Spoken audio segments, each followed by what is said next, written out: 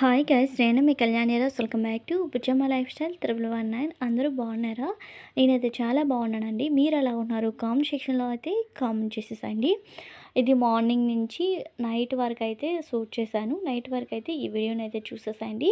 ఇక్కడ ఈ వీడియోలో చిన్న డైలీ రొటీన్, టెంపుల్, నెక్స్ట్ చిన్న పార్టీ, నెక్స్ట్ మంచి రెసిపీ కూడా ఈ వీడియోలో షేర్ చేయబోతున్నాను. వీడియోలోకి అయితే వెళ్ళిపోదాం. ఇంకా మార్నింగ్ లేచి లేవగానే ఇంటి గుమ్మాలు అయితే క్లీన్ చేసి పెట్టుకొని, చాలా రోజుల నుంచి మన గార్డెన్ అయితే చూపించలేదు కదా, ఇంకా క్లీన్ సమ్మర్ టైం కదండి, అసలు బాగా డస్ట్. ఈ కుండీలు ఇవన్నీ ఉన్నాయి కదా, మొక్కలు అన్నీ కూడా క్లీన్ చేసి ముగ్గులన్నీ పెట్టుకున్న తర్వాత వీడియో తీద్దాము అనేసి అయితే అలా వీడియో తీసాను. మీతో షేర్ చేసుకుందామని. మనకి బ్యాక్ సైడ్ ఉంది కదా, అలా అనమాట. ఇదంతా కూడా క్లీన్ చేసి పెట్టుకున్నాక అలా చిన్న వీడియోనైతే షూట్ చేశాను. నెక్స్ట్ ఇది కూడా ఫ్రంట్ సైడ్ అనమాట. ఇది మార్నింగే కాదండి, ఎందుకంటే ఇది సండే అనమాట. కొంచెం లేట్గా లేచాను. లేట్గా లేవడం వల్ల మరీ మార్నింగ్ అయితే కాదు, 6:30 ఆ టైం నుంచి అయితే స్టార్ట్ అవుతుంది వ్లాగ్ వచ్చేసరికి. ఇంకా రెండు వైపులా క్లీన్ చేసి పెట్టి ముగ్గులన్నీ పెట్టుకున్న తర్వాత నేను కూడా ఫ్రెష్ అప్ అయిపోయి దీపారాధన కూడా చేసుకున్నాను. దీపారాధన అయిపోయిన తర్వాత అలా చిన్న వీడియో క్లిప్పు. నెక్స్ట్ చిన్న పార్టీ అని చెప్పాను కదా, ఈరోజైతే మా చిన్నోడు బర్త్డే అనమాట. అందుకనే పార్టీ అన్నాను. ఇంకా మార్నింగే లేచి లాగానే వాడికి కూడా తలకి స్నానం చేయించేసి ఇంకా దీపారాధన చేసుకున్నాను కదా, ఇలా అక్షింతలు వేసేసి ఒకసారి నమస్కరించుకొని అన్న అనేసి అంటే అలా దేవునికి నమస్కరించుకున్న తర్వాత నాకు మా హస్బెండ్ కాలికి కూడా నమస్కరించేశాడు. ఇంకా 100 పుట్టినరోజులు చేసుకోవాలి నాన్న అనేసి అయితే బ్లెస్ చేసేసాను. ఇంకా నేను మా హస్బెండ్ అయితే ఇక బ్లష్ చేసుకున్న తర్వాత అలా చిన్న వీడియో క్లిప్పు. ఇంక ఇవంతా అయిపోయిన తర్వాత టెంపుల్కి అయితే వెళ్ళామండి. సండే ఇది మహంకాళమ్మ గుడి అంటారనమాట. చాలా ఫేమస్ ఇక్కడైతే మా ఊర్లో, బాగుంటుంది ఈ గుడి అంతా కూడా. అయితే గుడి కూడా మరీ డెప్త్గా తీయలేదు, కానీ అలా లైట్గా గుడి మొత్తం వీడియో అయితే తీశాను. మా దర్శనం అంతా అయిపోయిన తర్వాత కూర్చుంటాం కదా ఒక 5 మినిట్స్ అలా, అప్పుడైతే తీస్తానమాట. దర్శనం అనేది ముందు ప్రశాంతంగా చేసుకున్నాను. ఇంకా ఇలా సింహం ఉంది కదా, సింహం నోట్లో వెళ్ళి దూరేటట్టుగా వెళ్ళాలి. ఈ ఉంది కదా గ్రిల్లు, ఇలా కూడా వెళ్ళచ్చు. అమ్మవారు అయితే ఉంటుంది, మహంకాళమ్మ దేవి. ఇంకా గుడి చుట్టూరు కూడా ఇలా ఉంటుంది అనమాట. గుడి చుట్టూరు కూడా వీడియో అనేది తీసాను.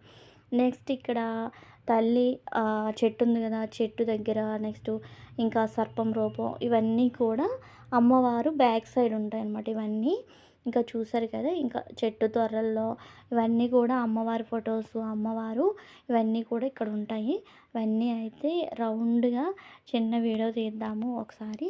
ఆ టెంపుల్ మొత్తం, ఈ టెంపుల్కి అంతగా రామండి, మా హౌస్కి కొంచెం దూరంగా ఉంటుంది అనమాట, లాంగ్.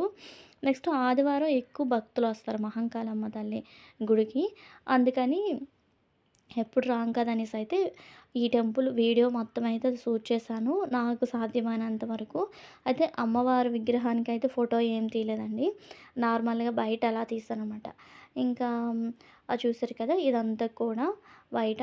ఇంకా అలా నేనైతే చిన్న సెల్ఫీ వీడియో అయితే తీసుకున్నాను.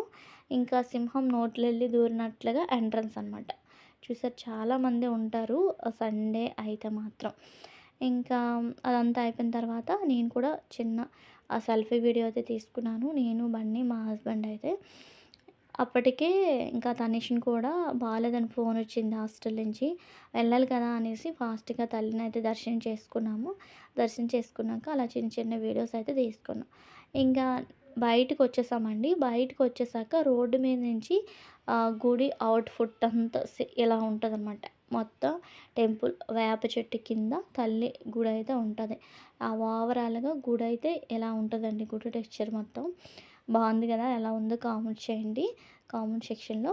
నెక్స్ట్ అయితే మంచి రెసిపీ అన్నాను కదా, ఆ రోజు సండే అయితే బన్నీ బర్త్డే కదా, రొయ్యలు అయితే తీసుకొచ్చారు. ఆ రొయ్యల కర్రీ ఎలా ప్రిపేర్ చేసుకోవాలి టేస్టీగా అనేది చూద్దాం. ముందుగా గ్యాస్ ఆన్ చేసి కడాయి పెట్టి ఆయిల్ యాడ్ చేసుకున్న తర్వాత బాగా క్లీన్ చేసి పెట్టుకున్న రొయ్యలు వేసుకొని, రొయ్యలు ఈ స్టేజ్కి వచ్చేంత వరకు వేయించుకోవాలి. అంటే కలర్ అనేది ఇలా రెడ్డిష్గా అవుతాయి రొయ్యలు. అలా రెడ్డిష్గా అయ్యేంత వరకు వేయించుకున్నాక ఒక ప్లేట్లోకి అయితే తీసుకోవాలి. ఆయిల్లో వేసుకొని మనం వేయించుకోవాలండి. ఆయిల్ లేకుండా కూడా వేయించుకోవచ్చు. అలా వేయించుకున్న తర్వాత ఆయిల్ వేయచ్చు. మీరు ఆయిల్ వేయకుండా కూడా వేయించుకోవచ్చు. కాకపోతే ఇలా అడుగుకి అంటేస్తాయి అనమాట. అంటకుండా అలా అలా కలుపుతూ ఉండాలి. ఇంకా మిగతా ఆయిల్ ఉంది కదా! అదే ఆయిల్‌లో ఒక దాల్చిన చెక్క, ఒక లవంగ మొగ్గ, 2 పచ్చిమిర్చి యాడ్ చేసుకోవాలి. యాడ్ చేసుకున్న తర్వాత ఆనియన్స్ నెక్స్ట్ టమోటా పేస్ట్‌నైతే వేసుకోవాలి. ఆనియన్స్, టమాటానండి ఇంకేం యూజ్ చేయలేదు ఆ పేస్ట్‌లోన. అవి వేసుకొని బాగా వేయించుకున్న తర్వాత లైట్‌గా ఒక 2 టైమ్స్ దీని తర్వాత అల్లం వెల్లుల్లి పేస్టు, కరివేపాకు కూడా వేసుకోవాలి. వేసుకున్న తర్వాత బాగా వేయించేసేయండి. ఒకసారి బాగా కలుపుకోండి. ఇంకా కావాలనుకుంటే లైట్‌గా సాల్ట్ వేసుకుంటే వేగంగా అదే బాగా వేగిపోతుంది. ఆహ్ ఆనియన్స్ పేస్ట్ అనమాట. ఇంకా ఆనియన్ పేస్టు ఇలా వేయించుకున్న తర్వాత కొద్దిగా పసుపు, కొద్దిగా కారం, నెక్స్ట్ కొద్దిగా సాల్ట్ అయితే యాడ్ చేసుకోవాలి. ఇవన్నీ కూడా మీరు ఎంత తెచ్చారు, ఏ క్వాలిటీకి అదే కేజీ తెచ్చారా, అర కేజీ తెచ్చారా చూసుకొని వేసుకోండి. నేనైతే ఇక్కడ హాఫ్ కేజీ రొయ్యలు తీసుకొచ్చాము. ఆ హాఫ్ కేజీ రొయ్యలకి సరిపడా స్పైసెస్ అన్నీ కూడా వేసుకుంటున్నాను. అవన్నీ వేసుకున్న తర్వాత ముందుగా మనం వేయించి పెట్టుకున్నాం కదా ఫ్రాన్స్, అవైతే వేసుకొని బాగా వేయించేసేయండి. ఇవి కూడా అంటే ముందు వేయించుకున్నాం కానీ మనం స్పైసెస్ వేసాం కదా పసుపు, కారం అన్నీ కూడా. అవి వేసుకున్నాం కనుక ఒకసారి ఆ స్పైసెస్, అల్లం వెల్లుల్లి పేస్టు, నెక్స్ట్ ఆనియన్స్ పేస్టు, ఆ రొయ్యలు అన్నీ కలిసేటట్టుగా ఒక 2 మినిట్స్, 3 మినిట్స్ అలా కలుపుకోవాలి. బాగా కలుపుకున్న తర్వాత ఈ రొయ్యలు ములిగేంతలాగా వాటర్ యాడ్ చేసుకోండి. రొయ్యలు ములిగేంతలాగా వాటర్ యాడ్ చేసుకొని బాగా కలిపేసండి. బాగా కలుపుకున్న తర్వాత మూత పెట్టేసేయండి. మూత పెట్టుకొని ఒక 10 మినిట్స్ ఆర్ 15 మినిట్స్ వదిలేయండి. వదిలేసిన తర్వాత కొంచెం వాటర్ అనేది బాగా ఇంకిపోతుంది. ఇలా గ్రేవీలాగా అవుతుందనమాట. ఆయిల్ పైకి తేలి గ్రేవీలాగా అయ్యేటప్పుడు స్టవ్ ఆఫ్ చేసుకుంటే మనకి ఎంతో టేస్టీ రొయ్యల కర్రీ అనేది రెడీ అయిపోతుంది. దీని తర్వాత మనం కొత్తిమీరతో గార్నిష్ చేసుకుంటే సరిపోతుందనమాట. చూసారు కదా చాలా సింపుల్గా రొయ్యల కర్రీ ఎలా ప్రిపేర్ చేసుకోవాలో ఇలా కనుక ప్రిపేర్ చేసుకుంటే చాలా టేస్టీగా ఉంటుంది. ఒకసారి ఇంట్లో తప్పనిసరిగా అయితే ట్రై చేయండి. అయితే నేను Sunday specials next birthday specials ఏం చేశానో చూసేసేయండి. బిర్యానీ, వెజిటేబుల్ బిర్యానీ, నెక్స్ట్ చేపల పులుసు, నెక్స్ట్ ఎర్రగంట అంటారు కదా అది, నెక్స్ట్ వెజిటేబుల్ బిర్యానీతో ఉడకబెట్టిన గుడ్లు, నెక్స్ట్ రొయ్యల కర్రీ, నెక్స్ట్ వచ్చేసరికి కసంబర, ఆనియన్స్ అండి. వాటర్ కూడా తీసుకున్నాను కూలింగ్ బాటిల్స్. ఇవి మా సండే స్పెషల్స్ అనమాట. చూసారు కదా అలా సింపుల్గా అనమాట. సండే నెక్స్ట్ చికెన్ అవేమి ఇంకా మేము తినలేదు ఒక 3 మంత్స్ నుంచి. మరి బర్డ్ ఫ్లూ అన్నారు కదా అందుకని తినట్లేదు. అందుకని సీ ఫుడ్ అలా తెచ్చుకున్నాం అనమాట. ఇంకా ఈవినింగ్ ఇది మధ్యాహ్నంతో అలా అయిపోయాయి వీడియోస్ అయితే. ఇదైతే ఈవినింగ్ 6:30కి అలా 6:30కి అయితే స్టార్ట్ అవుతుంది. అరౌండ్ 6:30కి ఇంకా స్మాల్ డెకరేషన్ అండి. మరీ హెవీగా అయితే ఏం కాదు. ఎందుకు అంటే ఫస్ట్ బర్త్డే ఏం కాదు కదా. ఇంకా ఎలా అయినా కాదు అసలు ఏం వద్దనేసాడండి తను. ఇంకా కొత్త డ్రెస్ ఏం వద్దమ్మా, నార్మల్గా బిస్కెట్స్ అవి తీసుకొచ్చేసాయండి. మా ఫ్రెండ్స్కి పంపించేస్తానన్నారు. చెప్పండి happy happy birthday to you, happy birthday to you dear Yashwant, happy birthday to you, may God bless you dear. అయితే విషెస్ చెప్పింది డైరెక్ట్గా పెట్టేశానండి. 6:30 నుంచి అలా కేక్ అయితే చిన్న కూల్ కేక్ అయితే తెప్పించేసి అలా చేసేసాం సింపుల్గా. యాక్చువల్లీ చెప్పాలంటే చిన్నవాడైనా మెచ్యూర్డ్గా ఆలోచించాడు. ఏం వద్దమ్మా మనీ వేస్ట్, అసలు నాకు బట్టలు కానీ కేక్ కానీ ఏం వద్దన్నాడు. ఇంకా ప్రతి ఇయర్ మాకు అలవాటు అయిపోయింది. మనకు కూడా అటువంటి ఆనందాలు ఏం లేదు కదా, మన పిల్లలకైనా ఉండాలి అని ఇతనైతే అప్పటికప్పుడు బట్టలు నెక్స్ట్ కేక్ అయితే తీసుకొచ్చారు సండే రోజు. అసలు సడన్గా ఇలా సింపుల్గా చేసుకున్నాం, మరీ హెవీగా ఏం కాదు. ఎలానో సండే కదండి, ఎలానో ఉంటాయి స్పెషల్స్, నార్మల్గానే కుక్ చేస్తాం. అలా స్పెషల్స్ అనేవి నార్మల్గా కుక్ చేసేసాను. నెక్స్ట్ ఈ కేక్ చిన్నది ఒక 1/2 కేజీ కూల్ కేక్ ఉంటుంది కదా అది.